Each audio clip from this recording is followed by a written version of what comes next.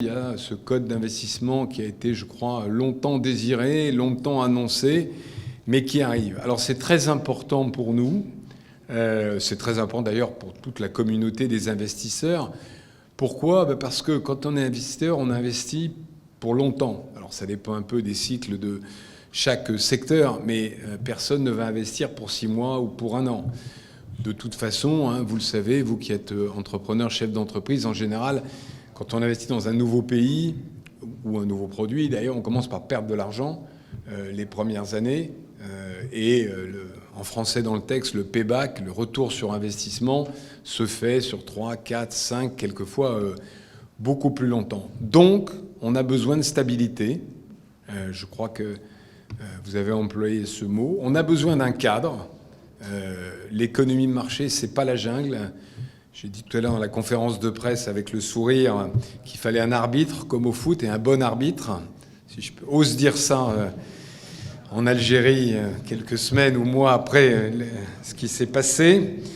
Mais il faut quand même un arbitre. Et donc c'est important pour nous d'avoir ce cap parce que ça va permettre effectivement de faire passer un message sur le fait qu'investir en Algérie, c'est le faire dans un cadre solide, un cadre sûr, et pour la durée. Ce dont on a besoin, c'est savoir le niveau de fiscalité, c'est savoir quels secteurs sont stratégiques, pas stratégiques, où est-ce qu'on peut être majoritaire dans une filiale, où est-ce qu'il faut être avec un partenaire majoritaire. Tout ça, c'est des règles qu'il y a partout dans le monde. Il ne faut pas croire que tous les pays laissent les investisseurs faire ce qu'ils veulent partout. Mais simplement, il faut que les règles soient connues à l'avance. C'est comme au foot, ou comme n'importe quel sport. D'ailleurs, je dis le foot en Algérie, pas tout à fait par hasard. Il ne faut pas que les règles changent en fonction de l'arbitre. N'est-ce pas ? Je dis ça comme ça. Voilà. Pas de sujet qui fâche, c'est un sujet qui fâche.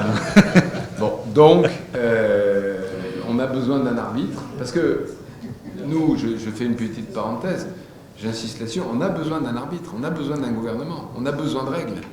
L'économie de marché, c'est pas la jungle. On a besoin de règles. Donc on est très demandeur de cette loi. J'en connais pas le détail, mais on va bientôt avoir un petit résumé. Tout à fait.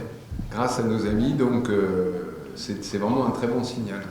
Nous allons de toute façon faire la promotion de cette loi et de toute façon tout à l'heure pendant le forum nous aurions certainement l'occasion de revenir dessus longuement et surtout répondre à toutes les questions. C'est une loi qui répond en grande partie aux attentes et surtout aux propositions. Elle prend en considération pratiquement pas mal, voire beaucoup de nos propositions de changement, à savoir la stabilité réglementaire, le processus d'accompagnement et délai d'accompagnement des investisseurs et plein d'autres. On aura l'occasion de revenir dessus. Seul bémol, et la loi sur l'investissement, à mon avis, est vraiment arrivée au bon moment, c'est que quand on fait ça, on a besoin de s'inscrire dans la durée. Et c'est cette durée qui a besoin d'un cadre législatif clair et la certitude que si une loi dit une chose, la loi suivante, l'année d'après, ne changera pas. Je dis ça pour l'Algérie, je pourrais le dire pour la France aussi, je vous rassure. On a aussi besoin de stabilité législative et fiscale et juridique. Nous, on raisonne, ça dépend évidemment des types de business, mais on raisonne toujours à 5, 6, 7, 8, 10 ans quand on fait un investissement. Bien sûr.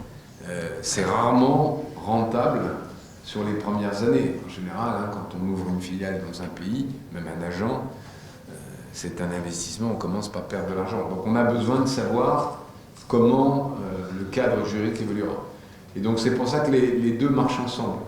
Un gouvernement qui donne des signes d'ouverture à l'extérieur va attirer des investissements de la durée et de coproduction et de colocalisation.